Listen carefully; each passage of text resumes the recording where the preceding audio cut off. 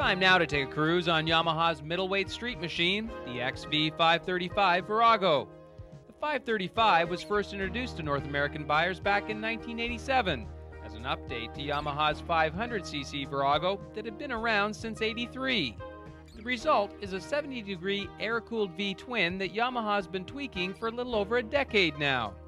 The XV's engine feeds its power via cable-actuated clutch and a 5-speed transmission to a shaft final drive. In the braking department, a single disc handles the stops up front, while out back there's a drum. Under suspension, you'll find a 36mm non-adjustable fork up front, while out back the plain Jane theme continues with the dual shocks. This week our contributing editor Larry Strung and a guest really put the 535 Virago through its paces on a day that saw everything from rain to shine. And when the ride was over, our guest Andy DeLeo summed it up best.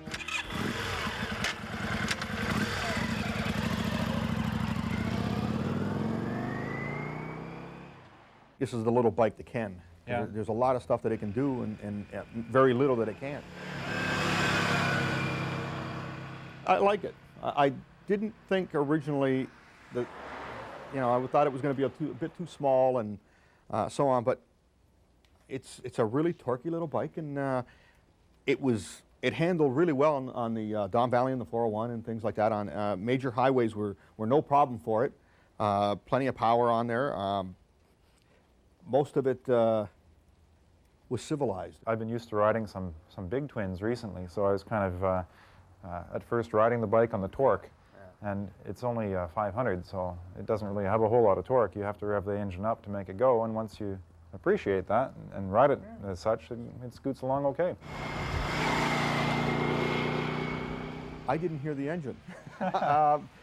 Not really. I didn't really hear the engine that much. I heard a little buzziness once it started. Now I'm not sure what the rev or what the red line is on this, because it doesn't have a tach. And I just found that when I started to hear that little buzziness, I would just automatically shift into. But it was fairly smooth power. There wasn't any real flat spots or anything all the way up.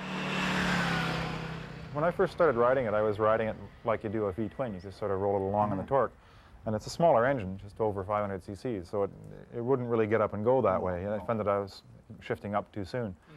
So you leave it in the lower gears and rev it like you would like a sports engine almost, and then it would perform very well. But the power is more towards the top RPM rather than the low RPM that you'd normally find with a V-twin.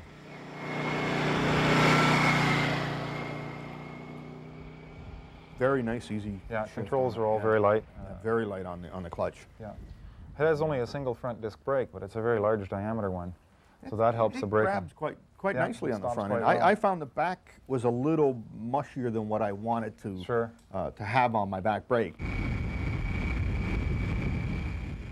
It was good on the highway. It didn't get blown around as much as I expected to be blown around, and the front end behaved itself on the twisties. It didn't really. The bike is stable, and around town it's certainly very agile. I guess it's it's fairly lightweight, so that helps you around town as well. But suspension. This doesn't have any suspension. Rear suspension travel in particular, wow, on bumpy roads you can really feel it in your tailbone. Oh yeah.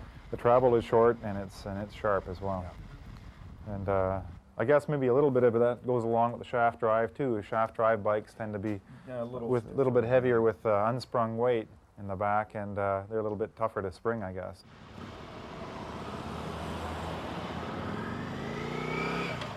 Make a great commuter bike, actually.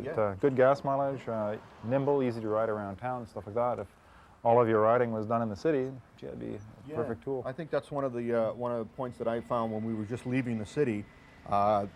You could put it anywhere and at any speed and get in and out of traffic with no problems at all. The thing handles fairly well on in the city. As a day-to-day commuter, then the shaft would be a real benefit.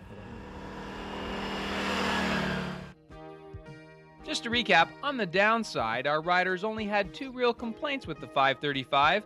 Despite his relatively short inseam, Andy found this Virago's seating position cramped and wished for additional highway pegs. And although the bike's long swing arm helps to minimize shaft effect, both riders complained about the lack of travel in the 535's rear suspension.